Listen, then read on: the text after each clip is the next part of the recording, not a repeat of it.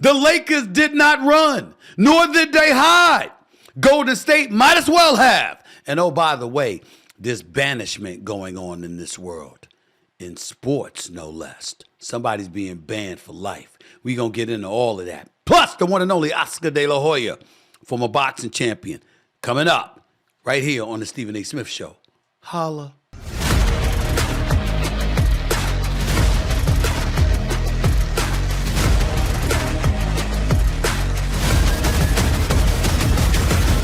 What's up, everybody? Welcome to the latest edition of the Stephen A. Smith Show, coming at you at least 3 times a week over the digital airwaves of YouTube. As always, let me take a moment to show my love and appreciation to all of my supporters and followers. We continue to climb the charts and have now exceeded over 620,000 subscribers, all right? Can't thank y'all enough for the love. Keep it coming, and I'm going to keep on coming. If you want to continue to love and follow the Stephen A. Smith Show right here on YouTube, just click the bell to get notified of all of our new content, and bam! You'll be the newest member of the Stephen A. Smith Show family. While you're doing all of that, please don't forget to pick up a copy of my New York Times best-selling book, Straight Shooter, a memoir of second chances and first takes, now in paperback, by the way. Go to straightshooterbook.com. Once again, that's straightshooterbook.com to get yourself a copy. Let's get right to it because we've got playing basketball to get to. We've got some other stuff to get into in the world of boxing and beyond, in the world of pop culture, entertainment, politics, the whole bit. But the first order of business is to get into this news about a guy that has now been banned for life by the National Basketball Association, the NBA. We're going to get started with this breaking news out of the NBA. Bottom line is it's not good. There's no way to slice it. The league has issued a lifetime ban to Raptors forward Jontay Porter for gambling violations. The NBA says Porter committed several serious violations that include betting on games, providing confidential information to bettors, and worst, limiting his own participation in games for gambling purposes. As part of the league statement, here's what Commissioner Adam Silver had to say, and I'm reading this, quote, "There is nothing more important than protecting the integrity of NBA competition for our fans, our teams, and everyone associated with our sport. Which is why Jontay Porter's blatant violations of our gaming rules are being met with the most severe punishment. While legal sports betting creates transparency that helps identify suspicious or abnormal activity, this matter also raises important issues about the sufficiency of the regulatory framework currently in place, including the types of bets offered on our games and players. Working closely with all relevant stakeholders across the industry, we will continue to work diligently to safeguard our league and our game." I couldn't agree with Adam Silver more. My condolences to the Porter family, particularly Michael Porter Jr., a star forward for the reigning defending NBA champion Denver Nuggets. That's his brother, who was just banned for life. But the reality is that he deserved to be banned. Everybody knows you can't bet on your own sport. You shouldn't be betting on your own sport. You damn sure shouldn't be limiting your own competition and leaking confidential information to bettors. This is why one of the cardinal rules is not to bet on the sport. That's what he did. There's no excuse for it, y'all. There's no excuse for it. Now, be clear. Let me not be inconsistent here. I am a person who's been on the record on numerous occasions in the past saying that Pete Rose should be inducted into the Hall of Fame. I'm a person that has said, hell, murderers get out of jail eventually sometimes. You got to be kidding me. I've said this. But one of the reasons why I've been a bit lenient with Pete Rose is for a couple of reasons. Number one, they never said he bet as a player.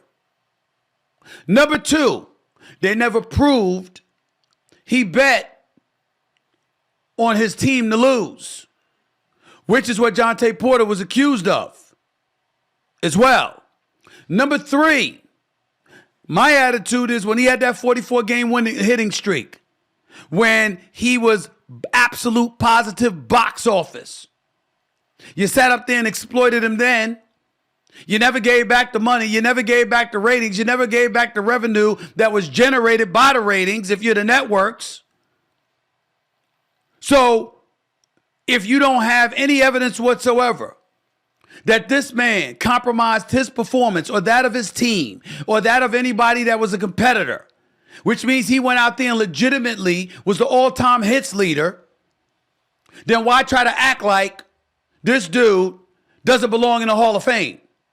That is an entirely different matter than Jontay Porter, who's averaging 4 points and 3 rebounds a game, playing in Toronto, representing the NBA, gambling on your sport, leaking confidential information to bettors. In one instance, the dude entered the game and had to depart from the game after 3 minutes claiming he was sick. And somebody did some kind of parlay that netted them thousands of dollars in profits based off of his minimal production.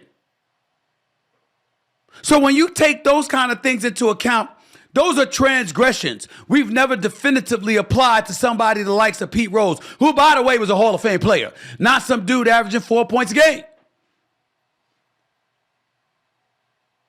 That's what we're talking about when we're talking about Jontay Porter. This is an egregious crime. This is an egregious crime. Ladies and gentlemen, I'm going to say it if nobody else says it. This was worse than Donald Sterling. The former owner for the Los Angeles Clippers, who was banned by Adam Silver for life and forced to give up ownership of the Clippers franchise. They had wanted him out for years. But even Mark Cuban said back then, you're opening a Pandora's box. It's a very, very dangerous thing. If you don't remember the story, Donald Sterling, the former owner for the Clippers, had a little mistress, his little kitty cat. That's what she called herself. Okay? And he sat up there and he didn't like the affection that she was showing to Magic Johnson. And he says, why do you need to do that? Why do you need to be that way? Why do you need to show your affection or to be around black people? Ladies and gentlemen, a lot of people heard that and surmised that Donald Sterling was a damn racist. The LeBron James of the world wanted him out of the league. Irvin Magic Johnson swore he would never go to another Clippers game as long as Donald Sterling was the owner. Chris Paul and the Blake Griffins and DeAndre Jordans of the world and Lob City were thinking and contemplating protesting the game while Doc Rivers was the coach. And they were going up against the Golden State Warriors, coached then by Mark Jackson. Remember all of that? That's what was going on. And because of that, and it was caught on tape because this little kitty cat, Tricks Are for Kids, this little mistress, Silly Rabbit, that's what she called herself, Silly Rabbit. Silly Rabbit, that's why I said Tricks Are for Kids. Remember when they talk about the cereal? It's Tricks for Kids and Silly Rabbit, Tricks Are for Kids. That's what she called herself, this little Silly Rabbit. She secretly taped and recorded him and got him embroiled in that controversy that ultimately cost him ownership of the Clippers franchise. Thank the good Lord, by the way, because I love me some Steve Ballmer, the present-day owner, billionaire owner of the Los Angeles Clippers.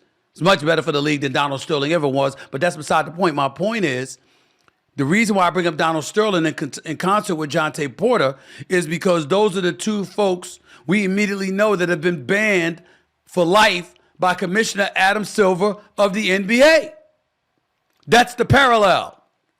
And I'm here to tell you now, as egregious as Donald Sterling was, as much as he deserved to be gone, as better off as the league is with him being gone, him simply asking a mistress, why do you have to be around black people? Sounding like a plantation owner, by the way. I'll concede that. But that's not, in terms of his actions, in the same ballpark as what Jontay Porter purportedly has done. That's automatic banishment, y'all.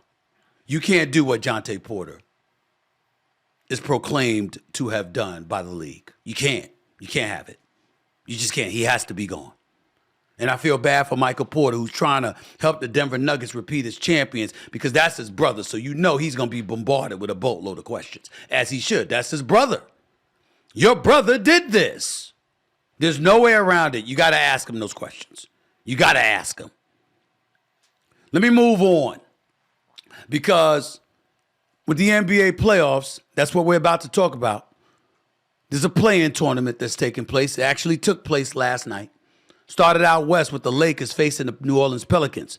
LA predictably beat New Orleans, setting up a round one matchup against the defending world champion Denver Nuggets, who've won 8 straight games against the Los Angeles Lakers, in case you don't remember. This postseason rematch takes me back to what Anthony Davis said in training camp last fall, heading into this year. Take a listen. It was just a lot of like the talking and all the Lakers. It was just so much of that going on. Like, all right, we get it, y'all won. But, I think, me and Brian had some conversations like, we can't wait. First things first. Props to Zion Williamson. Zion Williamson. The brother dropped 40 last night. He was aggressive. He was assertive. He wanted it badly. And that's what he did. He went up and showed out until he injured his hamstring in the fourth quarter in a close contest that they ultimately lost. And now he's going to be out for Friday's play-in because of the hamstring injury against Sacramento, who bounced Golden State right out of the postseason. So I was real happy. I was real proud of Zion because he looked like a deer in headlights whenever he had gone against LeBron James earlier this season, especially in the in-season tournament in Las Vegas. Obviously, in the regular season finale this past Sunday, he looked like hot garbage. He showed up and reminded everybody what we expected from him. He's a man-child. He's a man amongst boys in most situations. He went right after LeBron James. He went right after the Los Angeles Lakers. He was in attack mode, and they had a chance to win this game, but ultimately Zion went down. Let me get to the bigger story, though. Because one of the reporters pissed me off yesterday in the post game when they asked Devin Haney about the media, and the media was talking about how, okay, these guys, are you gonna, you should be scared and maybe you want to avoid the Denver Nuggets. What we were saying as media members are the Los Angeles Lakers going to avoid the Denver Nuggets? The Denver Nuggets have beaten them 8 straight times. They haven't beaten the Denver Nuggets since December 16th, 2022. By the way, ladies and gentlemen, do you know this past season, after the Denver Nuggets swept them in the Western Conference Finals, after they sent them home to the offseason via broomsticks, after Anthony Davis returned months later, talking about how Denver was chirping and we going to be ready this season and we aching to go at them. Do you know that the Denver Nuggets opened the season beating the Los Angeles Lakers on opening night while they were receiving their rings? Jokic dropped a triple-double. Did you know that? Did you know that the second time they beat the Los Angeles Lakers was the night Kobe Bryant's statue was unveiled? Did you know that? Do you know that the third time in 3 meetings that the Denver Nuggets beat LeBron James and the Los Angeles Lakers, it was the night LeBron James eclipsed the 40,000 point mark in his career? So big occasions for the Los Angeles Lakers, all ruined on those nights by the Denver Nuggets. And now here they are again. You're about to go up against them. I'm sorry. I don't want to hear excuses. I'm not trying to say that the Lakers should beat the Denver Nuggets because I don't think they should. The Nuggets are arguably the best team in basketball. They're the reigning defending NBA champions. I don't think anybody has a shot to beat them other than Boston personally. But I will tell you this. The Lakers should be competitive. The Lakers should go out there and they got a squad to compete with Denver. How come you can't compete with Denver with LeBron playing the way that he's playing? With Anthony Davis playing 76 games and playing most of the season and playing at a high caliber all-star level. With Rui Hachimura playing well. With D'Angelo Russell showing he can still ball. With Austin Reeves elevating his level of play. With Gabe Vincent back in the lineup. How come you can't do it? Taurean Prince and these brothers. How come you can't compete with them? How come you can't push this to a 6 or a 7 game series? Why not? You should be able to do it if you're the Los Angeles Lakers. That's what I want to see, especially with Anthony Davis talking the way that he talked. We know he can back it up. Will you? Nobody's expecting you to stop that big tub of lard that is Nikola Jokic. The brother can ball. Can't jump onto a curb to save his life, but the brother's unstoppable. We get that. But what you can do, if you Anthony Davis, you can attack him. You can score on him. You can preoccupy him defensively. You can take it to him. You can make sure if he dropping 35, you dropping 35. If he dropping 40, you dropping 40. You can do that. You can do that. Because Anthony Davis has the skills to pull it off. What you gonna do? That's what I'm about. That's what I'm looking for. We'll see what happens. Lakers better not get swept. They better not get swept in the series. Better show your ass up and play. You got a good enough crew. Everybody been saying the Lakers are good enough to beat anybody but Denver. Well, if you're good enough to beat anybody but Denver, that makes you one of the top teams in the league. You can't give them a series. So I was very proud of the Lakers, not running, not hiding, knowing that Denver was up next, but still going to New Orleans to handle their business. And by the way, ladies and gentlemen, you get about 4 days rest before you play against them Saturday night. You're only going to play about 3 games in the next 10 days, so you're going to get the rest that you need. You don't have to play back-to-backs. I'm looking at all of those things, and I'm saying, yo, you should be all right. This is what it's all about. This is what it's all about. Let me head to the other Western Conference playoff game between the Warriors and the Kings. I don't know if you saw it or not. You should have seen it. Golden State got their asses kicked. They lost 118-94 in a game where Klay Thompson, of all people, went 0 for 10 from the field. The season's over. And potentially the dynasty of Steph Curry, Draymond Green, and Klay Thompson, who will be an unrestricted free agent this summer, by the way, could be over. Here's what head coach Steve Kerr had to say about Thompson's future with the team. Listen up. We need Klay back. I mean, he's, I know he had a tough night tonight, but what he represents for us, the spacing, we're not a deep shooting team. We're a little top heavy. And, Klay's presence means so much to the spacing on the floor, to the flow of the offense, and he's still got good years left. And I know I speak for everybody in the organization. We want him back. Obviously, there's business at hand, and that has to be addressed with Klay's representatives and Mike and Joe. But what Klay has meant to this franchise, as good as he still is, we desperately want him back. The shit's over, ladies and gentlemen. It's over. I mean, can we stop playing games? The Warriors, by getting bounced out in the playing game last night by the Sacramento Kings, in such thorough fashion, I might add, have now missed the playoffs 3 times in the last 5 years.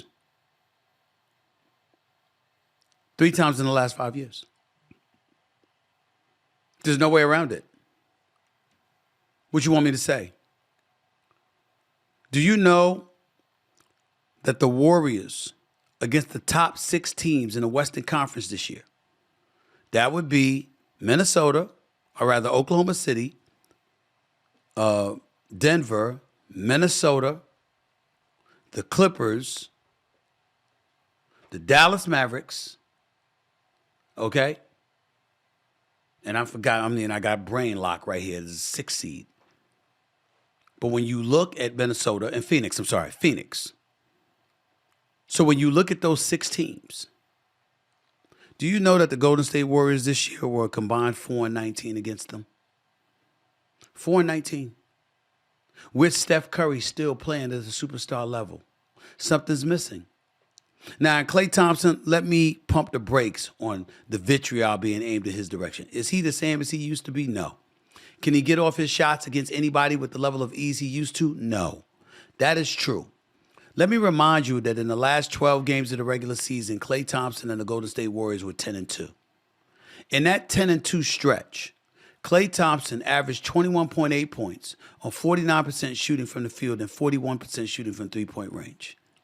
On the season, he was one of the top 4 three-point shooters in the entire NBA, shooting at 39% from 3. Do you have any idea how valuable Klay Thompson could be to a lot of teams? The Knicks, I would love it if the Knicks could get him. I would love it if he was with LeBron James and the Los Angeles Lakers. Klay Thompson can ball. Klay Thompson is a sniper. Klay Thompson is somebody that could be on an NBA roster for at least the next 2 to 3 years. He's a 4-time champion. He's certifiably a first ballot Hall of Famer. He's just not what he used to be. That's all. But he's still better than most. And I was sad to see him miss all of those shots last night, but in the same breath, it happens. The biggest culprit, and it breaks my heart to say this, is Draymond. Draymond Green got suspended and missed ultimately 20 games. Got suspended twice and missed 20 games this year. Do you know that since January 15th, since Draymond Green returned, the Golden State Warriors were 28-15, fifth best record in the NBA. Their offensive rating went from 12th to 5th. Their field goal percentage shooting went from 46% to 49%. Their three-point shooting went from 37 to 39%. Their defensive rating went from 24th in the NBA to 7th. So if he were available for those 20 games, the Golden State Warriors ain't in the play-in. They're one of the top 6 teams in the West, and they're in the playoffs. So Draymond Green, albeit unintentionally, ultimately cost the Golden State Warriors a postseason berth. There's no way around it. I love the guy. I'm always going to be supportive of Draymond. But damn, the truth is the truth. And that's the situation. I'm looking at Klay Thompson, and I'm like, he's making $43 million this year. If you're Joe Lacob, you can't pay him that going forward. You can't do it. You don't want to lose him, but you can't do that. Because you're way over the luxury tax. You missed the playoffs 3 of the last 5 years. And you've got to give the fan base something to look forward to. If you can get rid of Andrew Wiggins, I would do it in a heartbeat. I'd give him away. I said it years past. Andrew Wiggins could play. The problem is he doesn't show up half the time. Mentally and emotionally, his mind just always somewhere else. I'd give him away for a bag of cookies if I could. Because he's just not reliable. I love Kuminga. I love Podziemski, who's on my all-rookie team. I love the potential for Moody. You got to get another big body, just like they had Bogut when they had championships, Andrew Bogut, or Jaja Pajulia or somebody like that. You got to get a big body. So Draymond ain't defending fives. But in the end, you got to do something. You just got to do something. Moving on, let me go to the Eastern Conference. The play-in tournament starts tonight when the Sixers take on the Miami Heat. The winner of this game faces the number 2 seed, my New York Knicks. Philly's led by Joel Embiid, as you all know, just returned to the lineup following that left knee injury, while Miami is led by a 34-year-old Jimmy Butler, who eliminated the Knicks from the playoffs last year. I'm going to tell you this. I know a lot of people are interested and a lot of people care. I don't give a damn. I don't care who it is. If it's Embiid, so be it. If it's Jimmy Butler, so be it. The Knicks are ready. This ain't the Knicks of last year. OG Anunoby is there right now, defensive wizardry. Jalen Brunson is taking this game to another level. Dante DiVincenzo is in the lineup right now, shooting more threes than anybody but Steph Curry and hitting at about a 38% clip, okay? I'm looking at that. I'm looking at McBride and what he's been doing coming off the bench for the New York Knicks. I'm looking at Hartenstein and the energy and the basketball IQ that he brings to the table, along with some defensive and rebounding prowess with a Mitchell Robinson available to give you some minutes off the bench as well. It would have been nice if Julius Randle was there, but he's not, and we got to go on. New York, stand up, baby. New York, stand up. We ain't scared. We ain't scared of no Miami. We ain't scared of Joel Embiid in Philadelphia. We ain't scared. We ain't scared. I don't care. I'm looking forward to it. I don't give a damn who the New York Knicks face.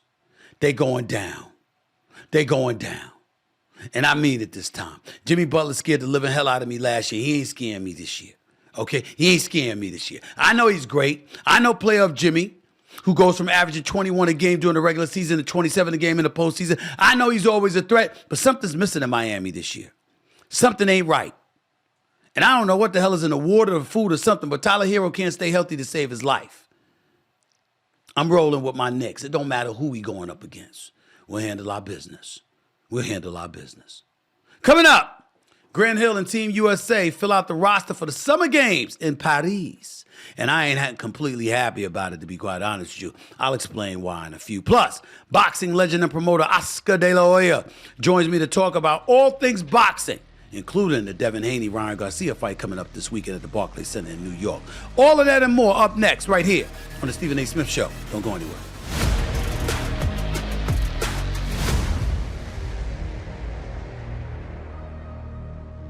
Okay, everybody, you know what time it is, right? It's time for Stephen A's Weekly Picks. Look, the NBA playoffs are here, and I've teamed up with Prize Picks to bring you my favorite sports picks each and every game.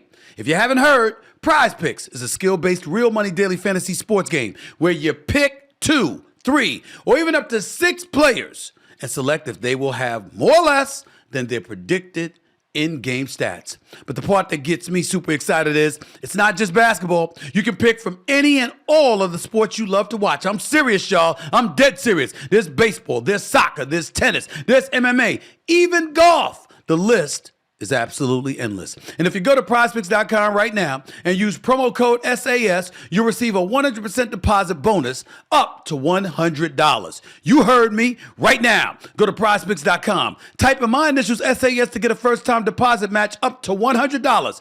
Today, however, I will not be selecting a sport. I'm going off topic, and I'll be choosing more or less than 45 and a half minutes in the gym. Do you want to get in shape? You want to get rid of your man boobs? You want to get rid of the cellulite? You want to get rid of that belly? You want to break a sweat? You want to build your cardio? You want to get in shape? Less than 45 minutes ain't going to cut it. I mean, hell, we all know what time it is. Half of that time is going to be used in between sets and reps because you need to catch a breath. We all know this. Don't get me started if you're on a Peloton, you're on a treadmill, you're on the elliptical machine, you're on a Stairmaster. You're going to need to take a little break. You know that's true. You know it's true. And then when you start lifting, that takes some energy out of you too. 45 minutes is the least you should be doing. I'd say at least an hour, which obviously means my answer to this question is more. You want more than 45 and a half minutes in the gym if you want a good workout. You heard your boy Stephen A talking to you. Haven't you seen how I've looked lately? Welcome back to Stephen A. Smith Show, right here over the digital airwaves of YouTube. Team USA made headlines today when they announced the full roster for the Olympic Games in Paris this summer. The roster is a who's who of perennial NBA All-Stars: LeBron, Steph Curry, Kevin Durant, etc. You see all the names up there. USA Basketball is led by Managing Director Grant Hill, who met with most of the 12 invitees you see here on the screen.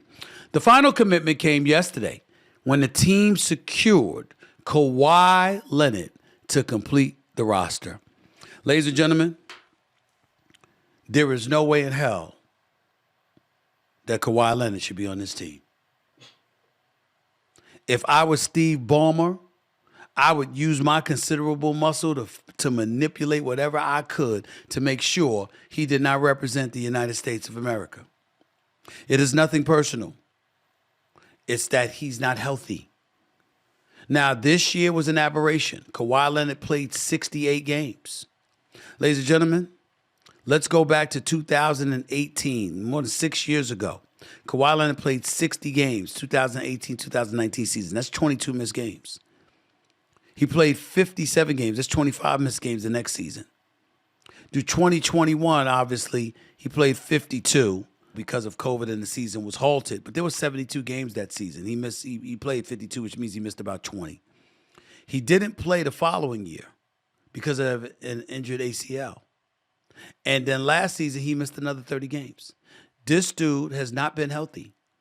I saw the man last year drop 38 points on Phoenix and Kevin Durant, walk off the court, look completely fine, and then ended up out for the year and had to have surgery. I'm not letting him play in the summertime in Olympic competition. Hell no. Hell no. I'm not letting him do it. Not unless somebody's going to pick up his salary. Not unless somebody's going to pick up his salary. You going to pay him? Because if you're not going to pay him, and I'm stuck to pay him, I need to make sure he's going to be in a Clipper uniform, especially since I'm Steve Ballmer and I'm opening my new arena in Inglewood, California next season. Hell no. No, no, no, no, no. He's staying home. I'm so adamant about it, I don't think he should be allowed to fly to Paris. Unless you're going to lay in the bed and completely be able to stretch his legs out so his knees don't start hurting. No. Kawhi Leonard, no. Pablo Banchero, that was a candidate. Jalen Brunson, that was a candidate. Even though neither bring to the table what Kawhi Leonard brings to the table, I can see that. But I'm not doing that. Oh, hell no. No. Kawhi Leonard should not be on this team, only because of his health, not his game. We know he's a superstar. But, nah. And by the way, international media, he don't want to talk to people anyway. Could you imagine somebody coming up to him? Kawhi gonna look at them like they're speaking another language, which they would be. Nah, I'm not doing that. No. Anyway, I want to get to my guest because I've been waiting to talk to this man. My next guest won a boxing gold medal for the U.S. at just 19 years of age during the 1992 Olympic Games. He went on to become one of the most successful boxers in history, winning 11 world titles across 6 different weight classes. Since then, he's become one of the most successful boxing promoters in history. Please welcome to the show, the pride of East L.A., the golden boy himself, the one and only Oscar De La Hoya. Oscar, what's going on, my man? How you doing? How's everything? All good, my man. All good. Just here having fun promoting Ryan Garcia, Devin Haney. So it's all good. The first order of business, just to give props to you, because you and I have known each other for years. We've talked on so many occasions over the years, and everybody knew that once you'd retire from boxing and you wanted to get into this thing, you had such a love and affinity and a respect for the boxing game, and you wanted people to get the fights that they wanted to see. You were really, really aspiring at the time. It was about Don King. It was about Bob Arum, Top Rank, and stuff like that. And Golden Boy Promotions has definitely established itself as a major player. How do you feel about where Golden Boy Promotions is at this moment in time in the boxing game? And did you ever think you'd get to this point? I feel like we're just chipping away right now. And what I mean is it's a tough sport to consolidate and to promote. I'm happy with where we're at. We're the top promoter in the world. We have great fighters under our banner, but it's just so difficult because boxing is so fragmented. So you have all these promoters, and it's hard to make all the big fights back to back. So all I'm trying to do is make the best of it. We have Ryan Garcia, Devin Haney. It's going to be a hell of a fight. 2 top guys.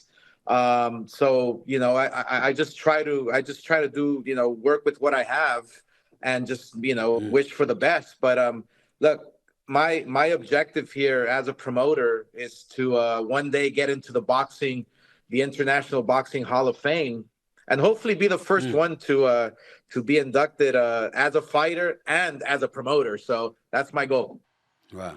I think you're going to achieve that goal, to be quite honest with you. I ain't going to lie to you. I think you should have already achieved that goal. What the hell's taking them so long? They should have been called you, as far as I'm concerned. They should have been called you. But Oscar, let's go to Devin Haney and Ryan Garcia. I think the thing about it, if you're a boxing purist, you're loving this fight, you're looking forward to this fight. The flip side to it, however, is that that's just when you're looking at boxing. When you look at the personality that is Ryan Garcia, he's somebody that I root for, by the way. I don't root against him. I think that overall he's a good kid. He's got tremendous skills. But he has been a bit wild lately. You've seen him on Instagram. You've seen him on social media. You've seen some of the things he said about you and Golden Boy 1 minute. The next minute he's loving y'all, and then he's talking about something else. I don't blame him for going on after getting, pushed out of the Mets game the other day. But what's going on with Ryan Garcia? What has been going on with Ryan Garcia?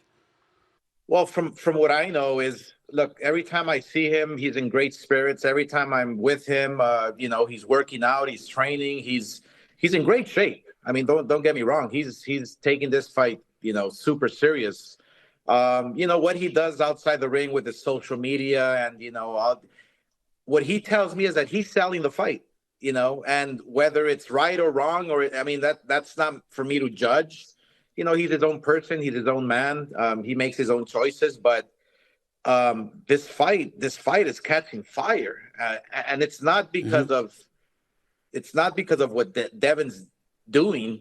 Because Devin brings a lot to the table. He's world champion and all that. But Ryan Garcia is just taking it over the top. I mean, this fight's going to be probably one of the top 5 pay-per-view fights in the history. So we're tracking there. So I just think that Ryan just has to stay focused. He is training. Let me tell you, he's in great shape. I mean, don't get me wrong, he's in great shape, but just he just has to calm it down a bit. Well, I definitely think he has to calm it down a bit, and he looks in great physical shape. But the New York State Athletic Commission literally requested a mental health evaluation. Right. That didn't have you concerned at all? It was concerning from the commission. I didn't really understand, why they would do that. I mean, yeah, they take a look at a few posts, but that's just a couple of posts that he's throwing out there. It doesn't mean that he's living that type of life or he's not. It's what Ryan tells me is that, look, I'm just promoting. I'm promoting, and obviously something's working because this fight is catching fire. When I think about Ryan Garcia, here's what I'm concerned about, Oscar. I think that some people have a real struggle absorbing a loss.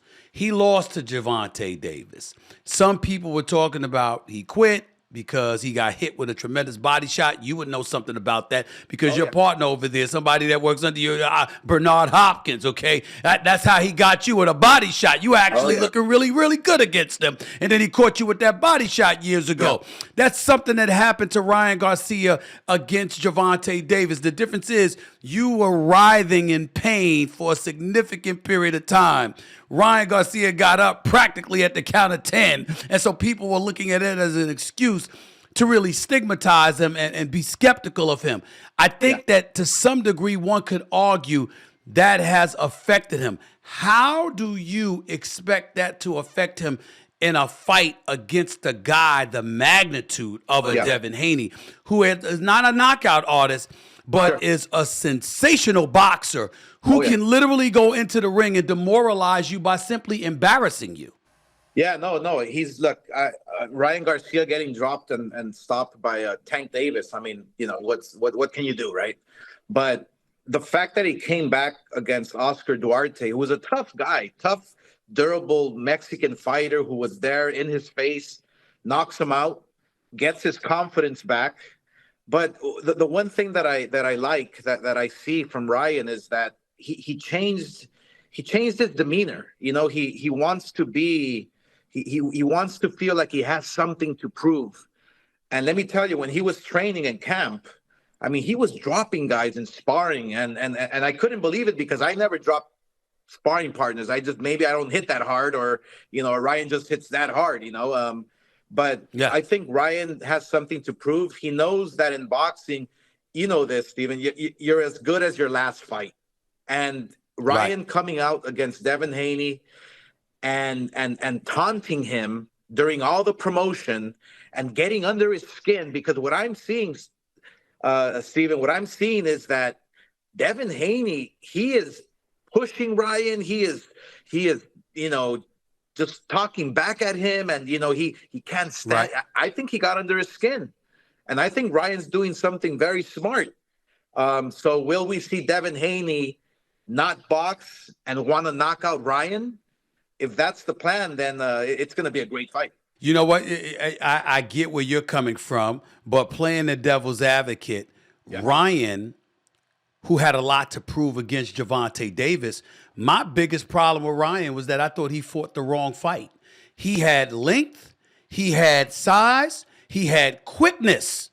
And to me, it was like, wait a minute, stay away from this guy. You're walking to him, you're coming at him. You know he's a counterpuncher and a very powerful one at that. Yeah. Don't fall prey to that. But Ryan seemed to hear the noise outside, and he brought it into the ring with him, whereas a guy like Devin Haney never seems to let the noise on the outside into the ring with him. You're a champion. You know this better than me. You tell me if I'm wrong. That's my concern. What about you? No, it's a valid point, but you also have to take into consideration that you take a look at, for instance, you remember Floyd Mayweather, of all the talk, all the smack talk he would do, he would get into your head and take you out of your game plan, right? I see Orion doing that to Devin. It's pretty odd, and I know where you're coming from, because Devin is a professional. He's in the gym every day. He's focused. He's laser focused 1,000%. But what I saw during the Empire State face-off, and when Devin pushed him, and the things that Ryan is saying to him, I just felt that Devin is rattled a bit, and that's actually a positive for Ryan. But again, you're facing Devin, who is a machine. He's a guy who loves boxing, breathes boxing, eats boxing, and sleeps boxing. So he's a professional. But I think that once that first bell rings, it's going to be so intense. And keep in mind that these guys fought 6 times in the amateur, and they're 3-3. So yeah, I mean, this one counts. This is game 7 right here. So we're going to see a hell of a fight. The one thing I'm going to be interested in seeing from Devin Haney, Oscar De La Hoya, is one thing we could be certain about. Ryan Garcia is no Regis Progress. I mean, he's not that guy. I mean, that guy that Devin Haney last fought, I mean, Devin Haney completely outclassed him. He wasn't even in the same stratosphere as Haney. I don't think that's going to be the case with Ryan. My question to you would be this. Because Devin Haney isn't known to have the power, but Ryan Garcia is, who's got the better chance to win this fight on points?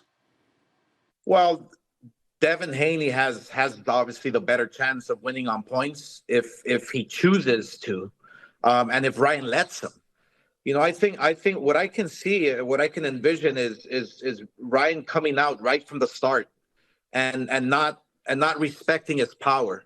And I can see Devin Haney, boxing him or trying to box him, but I can see Ryan almost trying to overwhelm him and make it a real tough fight. Ryan has to go in there and make it a really grueling, dirty fight. Take Devin Haney out of his comfort zone. For how many rounds he can do that, I don't know. But one thing I do know is that he's in great shape to fight 12 rounds. And I think Derrick James being in his corner is a huge plus for Ryan.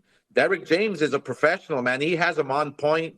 He has him working on some new moves and different things. So, we're going to see a Ryan, I think, that's going to come out very, very confident and just ready to win. Respectfully, did you just bring up the same Derrick James that was in Errol Spence Jr.'s corner against Terrence Crawford? Is that the same guy? That's the same guy, exactly. That's the same guy. But let me tell you, he does. Yeah, he is. He knows what he's doing. Trainer of the year, back to back and all that. He did have a bad night against Errol Spence, or he's been having some bad nights, I guess. But look, it all depends on who your student is, And I think Ryan Garcia, he knows he has to take this serious. He knows this is a very dangerous fight. Yes, he is no Regis Progress, but I just feel that Ryan has something to prove, and he knows that. We're talking to the great Oscar De La Hoya right here with Stephen A. on the Stephen A. Smith Show. Let me transition, because when I think about Ryan Garcia, I want you to tell me the fighter that he reminds you of, looking at his speed, his quickness, his length, his use of that left hook. He uses the left hook more than the jab, as far as I'm concerned. That's the punch you got to watch out for if you're Devin Haney or anybody else going up against Ryan Garcia. You know boxing better than most. Who does he remind you of? He actually doesn't remind me of anybody. He has his own unique style. He has an awkward style. He boxes upright. He has that lunging left hook. Yeah, he's very unique. He's super fast. I think pound for pound, he's probably the fastest fighter out there today. But his style is just so unique. It's so unique. I can't compare him to anybody. Well, Oscar, if you're that confident in his style, his quickness, and what have you, why go after Haney? Why do it? Why put yourself potentially in harm's way when you have the lightning quickness and the power and the length to keep him at bay, but to still, I understand what you're talking about, stalking him. But as a boxer, I'm just asking for your education. Why would you're taller, you're longer, you're lightning quick. Why would you stalk somebody if you have those tools available to you as a boxer? I think one unique thing about Ryan is that he loves to impress, to perform, he loves his fans. He wants to make it a show. He wants to, and it's interesting because look, you have Ryan, he's a pretty face, and I had this problem too. He's a pretty boy, this and that. You have a chip on your shoulder because people are talking smack, oh, you're not a real fighter, this and that. That plays with your mental game as well. So Ryan feels he has to go out there and fight, and fight hard. Will Derek James keep him in line? Will Derek James have a different game plan than what we've seen before from Ryan? We'll have to wait and see on Saturday night. But I just think that Ryan, that's why people love him. That's why Ryan is the one that sells. I mean, this fight Saturday night will have a sellout. We're expecting huge numbers on pay-per-view. So I think that's one of the reasons why people love him and hate him, is because you never know what you're going to get. He seems a bit wild out there, obviously, when I brought up the social media stuff and what have you, Oscar. Yeah. But that's about all. Outside of that, outside of the ring antics, Oscar De La Hoya, he reminds me of you. You had a pretty damn good left hook yourself. You had some speed and power with you yourself. But you were the golden boy. He's pretty boy. Both of you were incredibly marketable. Incredibly marketable. And I've often said this.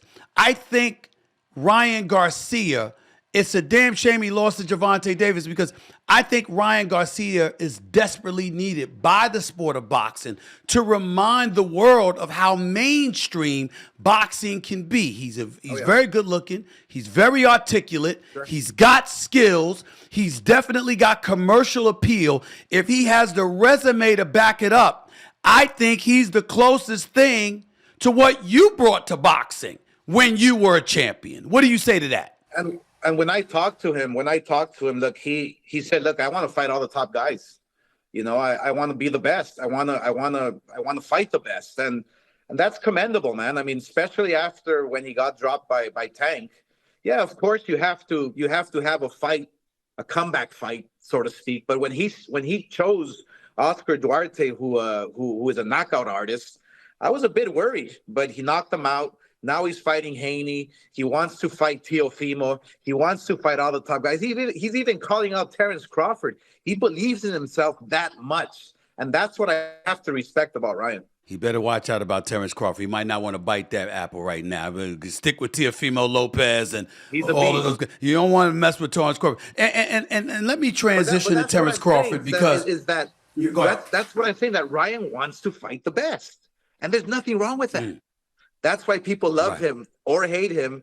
He sells, and he wants to fight the best. That's what I have to respect. Speaking of Terrence Crawford, and speaking about the sport of boxing, so much noise has been, I just want to go around the sport of boxing while I got the great Oscar De La Hoya with me. What are your thoughts about, when I saw Errol Spence take the beating he took against Terrence Crawford, I contemplated calling for him to retire, because it was a real beating. It wasn't like a loss. It was a beating. And then I said, at the very least, don't fight for another year. That's what I saw. What did you witness when you saw that fight? I honestly, I thought about the car crash that he was in. I thought about, busting out his teeth in the car crash. Right. And so when you're a fighter like Errol Spence going in against Terrence Crawford, who's a beast, you got to be thinking about that in back of your mind. Like, man, what if he hits me in the jaw? What's going to happen? You know, so that comes into play as well. You know, the mental part of it is like, you know, you're worried, you're not insecure, but you know, what if my jaw doesn't hold up because of the car crash? And I think look, Terrence Crawford, I just think that he had a better game plan. He executed it. He was a better fighter that night. You know, and that's why he's the pound for pound best fighter on the planet right now. And you think he's number one on the planet right now, without question? I believe so. Yeah, absolutely. Terrence Crawford, for me, I mean, he's an all around great fighter. He just has to stay busy. And he hasn't been busy. He hasn't fought since Spence, okay? He hasn't been busy. So I'm concerned about that. Should Boots Ennis be next, or should it be somebody like Charlo at junior middleweight? Yeah, fight everybody. You know, fight fans will respect you when you just chop everybody down one by one. You know, that's the bottom line. That's the way to do it. But you have to stay busy. And the only critique I have on Terrence is the activity. That's it. He should have fought already again. That's how you become great. That's how people you know, are reminded by your greatness, is by fighting and fighting often. You want to make money, you want to be famous, then fight often. Is it his fault, or is it the fault of the promoters?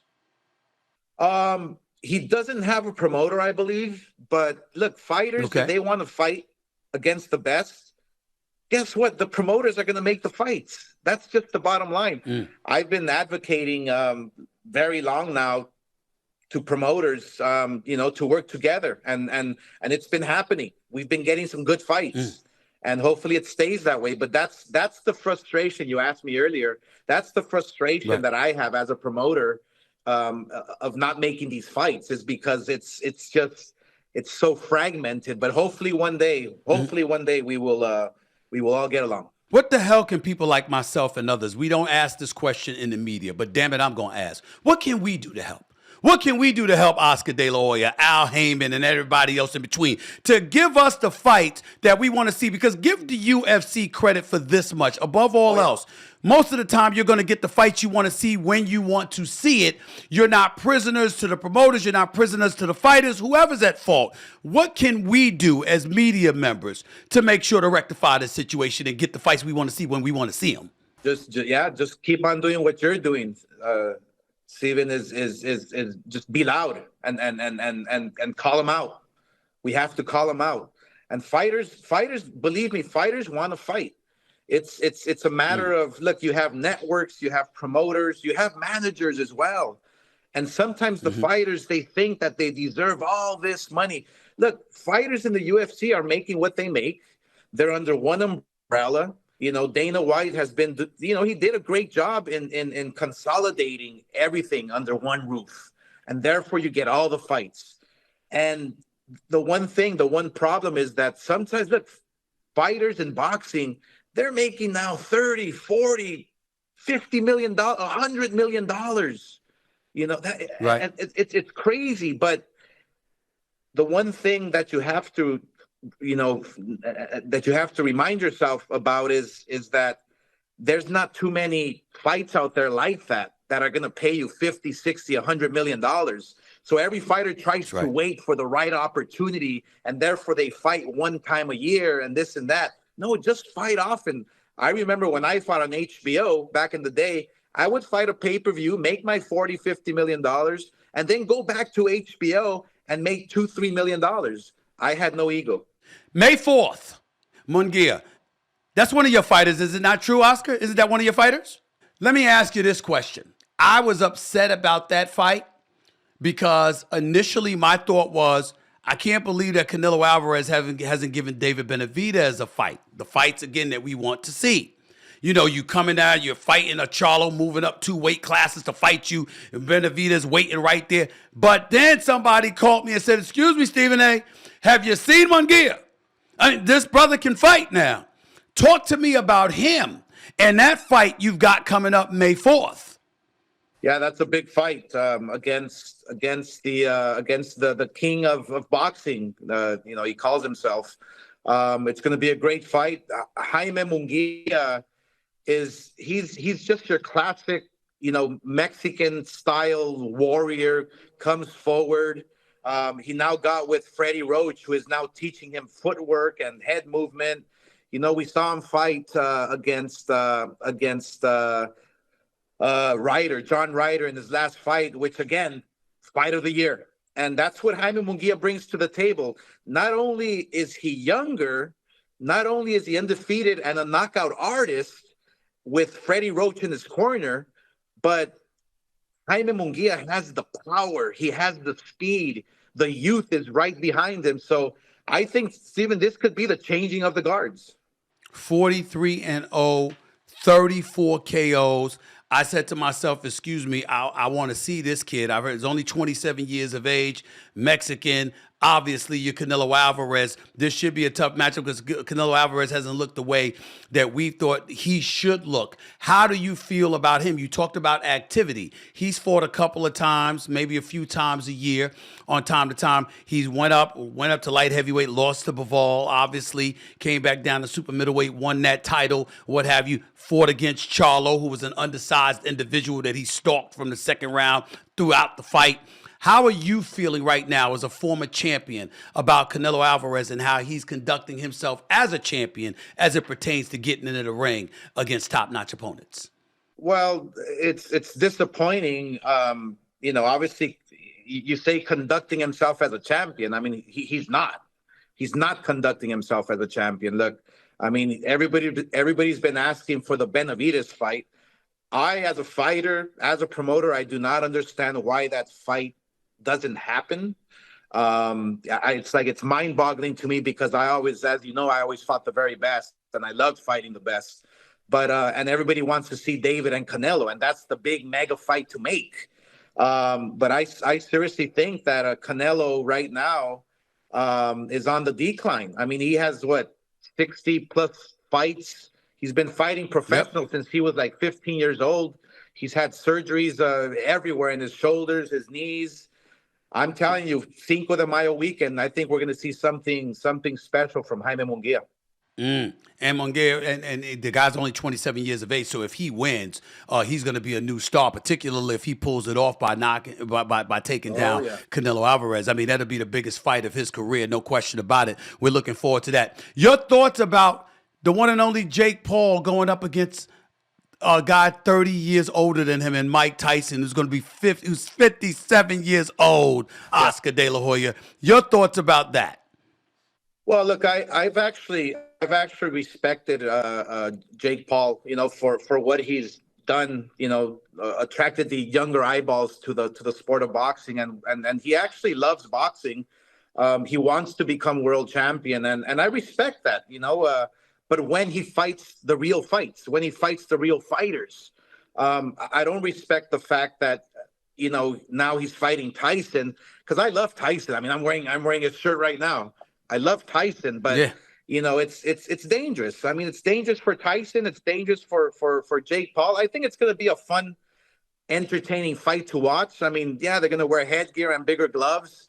But look, my only critique to Jake Paul is, if you want to become a world champion, a real fighter, and respected in our sport, then take the route that everybody takes, and that's fighting the top 20, top 10, top 5, and eventually becoming mandatory and world champion. Then we'll see what you have.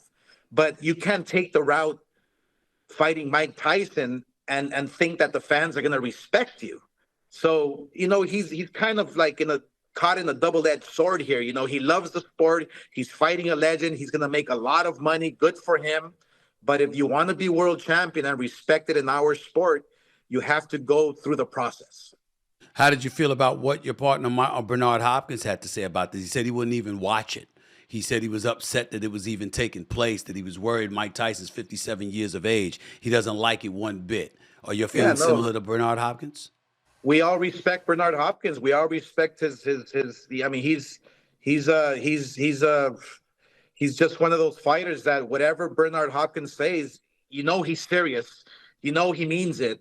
And we're all not scared for Tyson, but we're just worried because Tyson's not 20 anymore. That's true. Let me switch to a far more sad situation right now, a very concerning situation. Undefeated heavyweight boxer Artie Ndembo, 8-0, 7-0 KOs, sustained heavy injuries in a first-round knockout loss to Nestor Santana. He's now in a coma fighting for his life. Your thoughts about that and what, if anything, it should say about the sport of boxing? No, it's a dangerous sport. Any contact sport is a very dangerous sport, and that's why obviously you have commissions. That's why you have rules and regulations. And unfortunately, I don't know what happened in this situation. I would have to do my research, but a lot of times there's a lot of mismatches when you're trying to build a fighter, when you're trying to, it's you have to have good referees, you have to have a great commission, good doctors to look out for your best interest. And because this sport, things like this can happen, and it's very unfortunate. But this is what we sign up for. This is what we love. This is what we get into the ring knowing that anything can happen. I mean, literally, Stefan, when we sign the contracts, when we there's a language there that you're literally signing your life away. I mean, that's and it's right. It's very unfortunate that in some states or some countries, they don't have the experience like other states do here in the USA, like New York and Las Vegas, where they're very regulated and they're very professional. So look, it's very unfortunate. It's very heartfelt. It's like one of our own is fighting for his life, and so prayers to him. But I just think that boxing is one of the most dangerous sports out there. No question. And before I let you get on out of here, last question, because I don't care what sport, what pugilistic sport it is. Everybody loves the knockout. I always tell people in the UFC all the time. You can see chokeholds, you can see people tapping out, you can see kicks or whatever. But what a punch, getting knocked out with a punch is an addiction that exists in America. Americans love to see that without question, as well as various other parts of this world. When you think about all of that, and Golden Boy Promotions is in the middle of it all as the elite boxing promotion, one of the elite boxing promoters in the world. How are you feeling right now? I asked you this earlier about the state of boxing, but the state of Golden Boy Promotions and what you're planning on doing moving forward, not just with yourself, but with other promoters as well. What do you believe you're going to be able to do, rather, for the sport of boxing moving forward? Well, I'm going to keep beating the drum and telling promoters to work together. I'm pleading them to work together. Let's make the big fights happen, and it's happening. It's working. It'll take time, but I just look. We've worked with Bob Arum, we've worked with Al Heyman, we've worked with every promoter out there. We even work with different networks. Because that's what the fans want to see. The best fights happen. So I'm going to just keep on chipping away. I think boxing right now is in a good place. We just have to continue to march forward, continue to make the big fights, continue to beat the drum. And I think it's up to the fighters.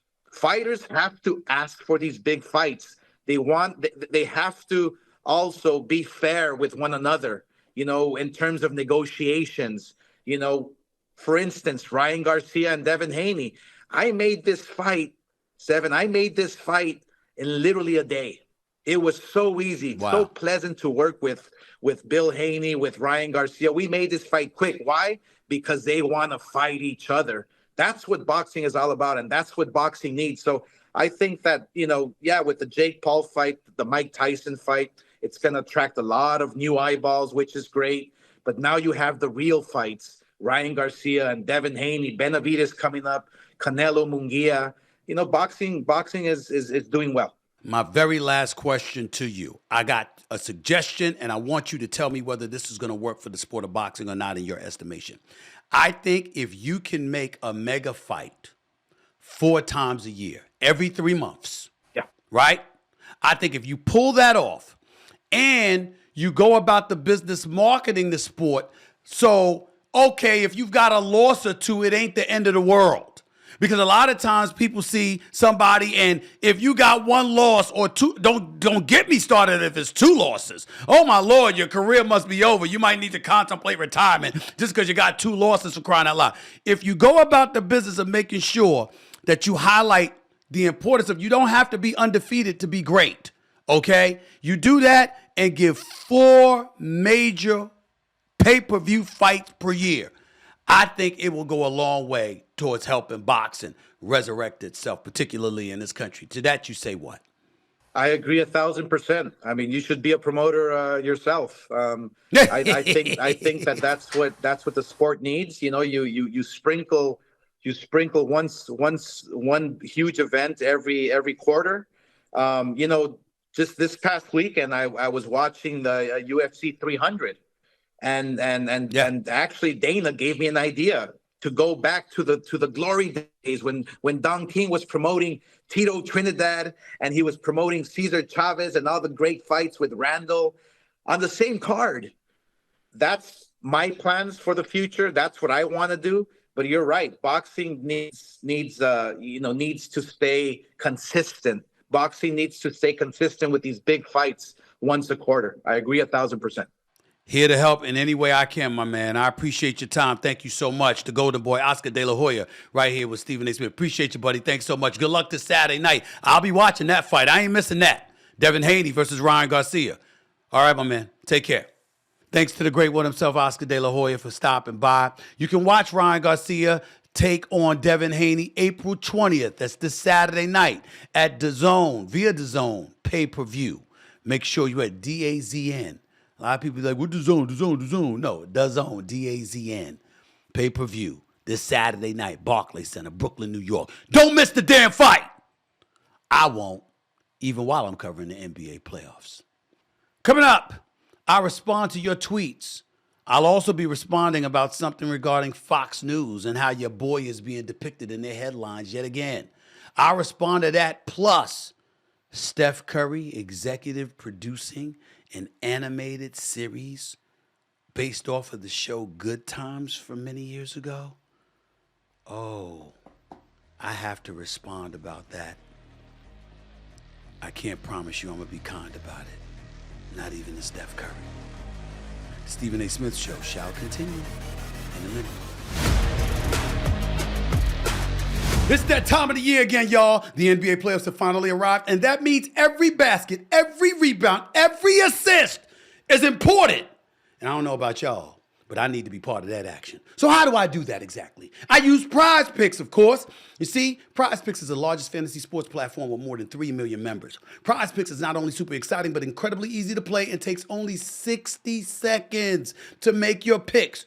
All you do is select 2 or more players from the sport you watch, whether it's the NBA, MLB, or even the PGA, and then choose more or less of their in-game stats. So if I know that Steph is dropping 30, LeBron is dishing out 10, and Jokic is pulling down 15 boards, I need to pick that and play to be rolling in the big-time money. So go to prizepicks.com and use promo code SAS for a 100% deposit bonus up to $100. That's right, go to prizepicks.com. Type in my initials SAS for a first-time deposit match up to $100. That's code SAS when you go to prizepicks.com. Pick more, pick less. It's really, really that easy. Trust me.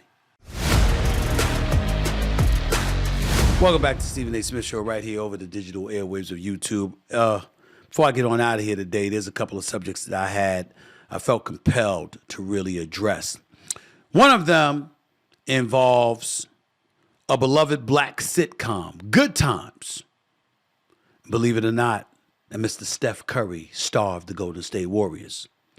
Good Times, if you recall, centered on the Evans family who live in Chicago's Cabrini Green housing project. And now it has an animated reboot on Netflix. The series premiered on April 12th, and it is executive produced by Steph Curry. If I don't look happy, there's a reason. And the reason would be is because I saw an opening scene where an animated black character was in the shower talking to a cockroach. A baby was a drug dealer. One of the times, 2 people were talking in the kitchen and a little fly was running around. That's what I saw. I'm a huge fan of Good Times.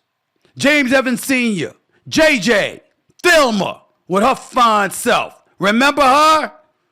Oh, if you know anything about some of these old shows like The Jeffersons, Archie Bunker, Sanford and Son, and of course, Good Times. You know what I'm talking about. And I'm looking at that and I'm like, are you kidding me? An infant who sells crack? An infant who sells crack. When was that ever a part of Good Times?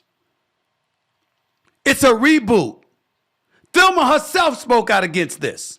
I never believed in my wildest dreams I'd ever have anything to complain about involving Steph Curry. Steph Curry! I mean, a paragon of virtue. One of the greatest role models we've ever seen in the history of sports. One of the best people you could ever meet. But we also know he didn't grow up in the projects. His father was an NBA player. And I don't know who the hell told him, Seth MacFarlane, or anybody else there, that this was okay. Seth MacFarlane, remember, he's the Family Guy creator. And I got to look at that. I'm thinking about the original Good Times executive producer, Norman Lear. He passed away earlier this year, by the way.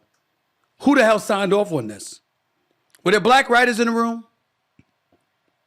Did you have diversity in there? Did somebody tell you who this was okay? If they are, I want to know who they are. I want names. I want faces. Who told you that was okay? I want to know. Because the shit ain't okay. I know it's animation. I know we embellish. I know we live in an age where everything ain't fair. It's crime, it's pestilence, it's all of these things. And yes, it's absolutely true from the standpoint, roaches, rats, etc., etc. I grew up around a little bit of that, actually a lot of that. And if you're poor and desolate, chances are that's a part of your experience too. I've never seen it depicted in a sitcom, though, animated or otherwise. This is the first. And I never thought in my wildest dreams that Steph Curry himself would have something to do with something like this. Now, of course, Steph Curry was asked about the show at a press conference at the Chase Center last Friday. Here's what he had to say. Good Times, everybody knows what it is. And it's on a pedestal of shows that represent black culture, black social commentary, black family. This is a different take on that. So the name will ring, but an animated series that's kind of driven towards the adult audience. It's a little different, and so you take that for what it is. And I would not be watching with my kids, but I think it has a little something for everybody. Well, for the right audience, for sure. Respectfully, Steph Curry, that's insulting. Respectfully. Now, Steph Curry is not somebody to be condemned because he's class personified as one of the best people you'll ever meet in your life. But nobody's flawless, and clearly he just proved that. I mean, when you think about it, this is a different take on that, so the name will ring, but an animated series that's kind of driven towards the adult audience. Well, why would you use Good Times? And why would Good Times be associated with a baby being a drug dealer and talking to roaches in the shower? And then to sit up there and admit you would be watching it with your kids. I mean, well, thanks a lot. Thanks a lot.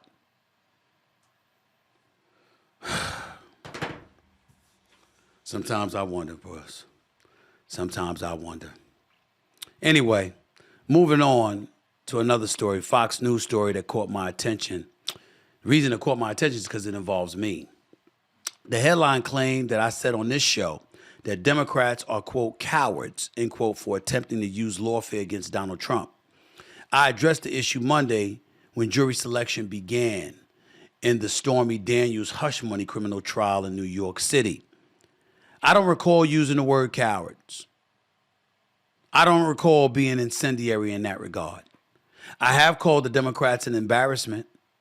I have said there's no excuse for not being able to find someone other than a soon-to-be 82-year-old incumbent to compete against Trump.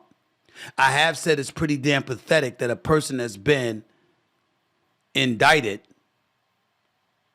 okay, with 4 charges, 91 counts, impeached twice, is somebody that you still can't touch, that you're engaging in lawfare because you can't beat them. I do recall saying that. Ladies and gentlemen, let me be very, very clear so everybody understands where I'm coming from. I meant that shit. I meant every word. Now, again, I don't have to call you a coward, but do I think you're scared? Yeah, you look scared. You look like you are depending on the courts to beat him because you can't. You can't. He's just storming ahead. Meanwhile, Biden's losing momentum. And I don't believe you if you should stand idly by and say nothing if you're a Democrat or you're somebody who aspires for someone other than Trump to win. I think you should speak up. So that's what I'm doing. Now, I'm not blind. And in the interest of fairness, let's understand something here, okay? We've got situations involving Biden too, because he ain't just losing momentum because of what's deemed to be a crisis at the borders.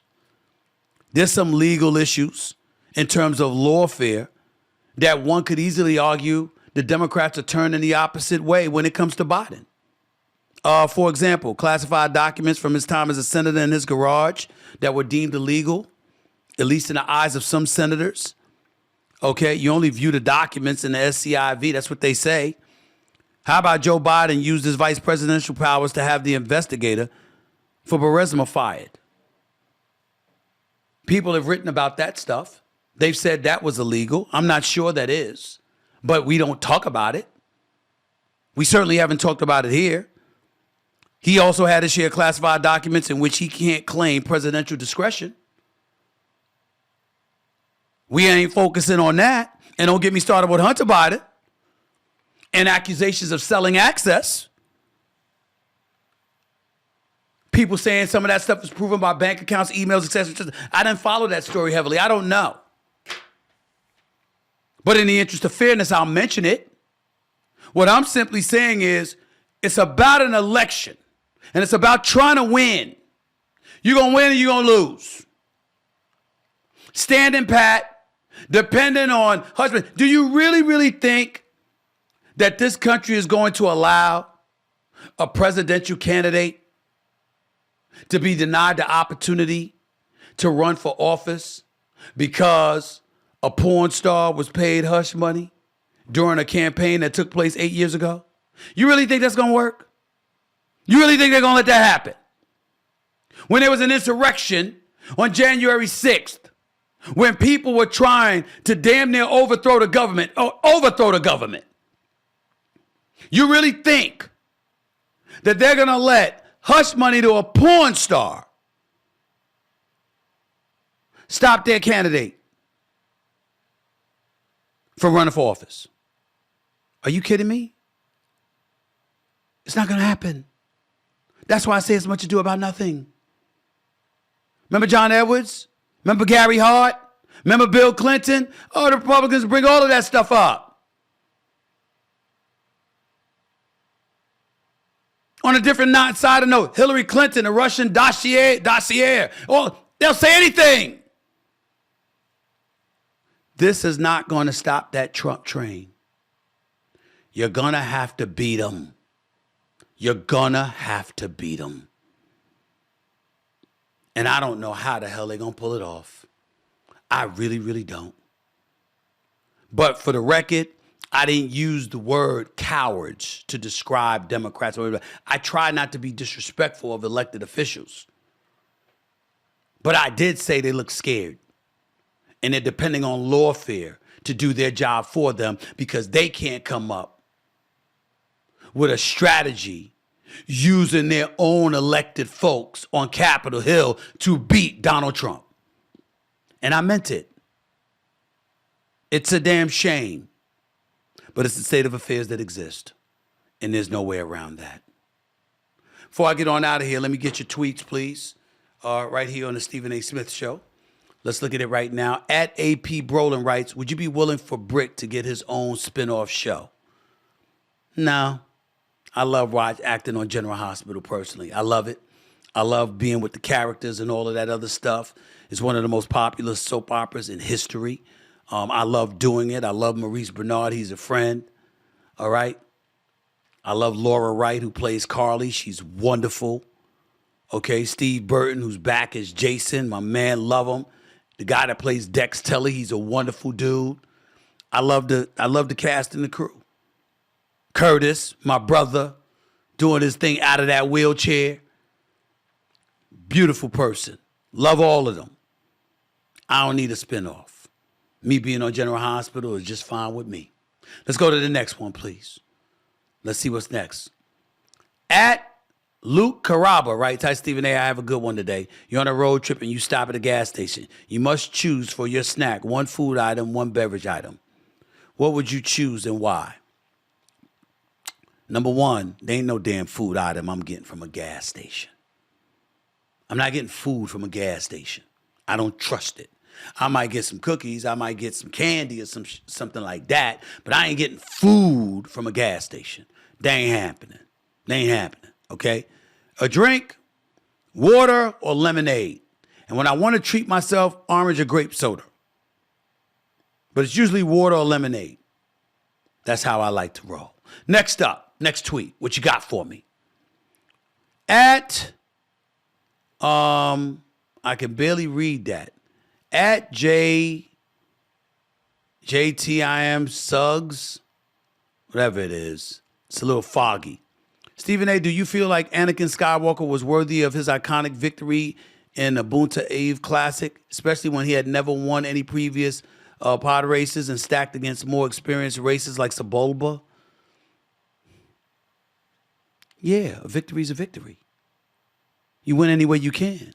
All is fair in love and war, baby. That's how it goes. That's how it goes. Next tweet. Last tweet. What's up? At CFC Accountable.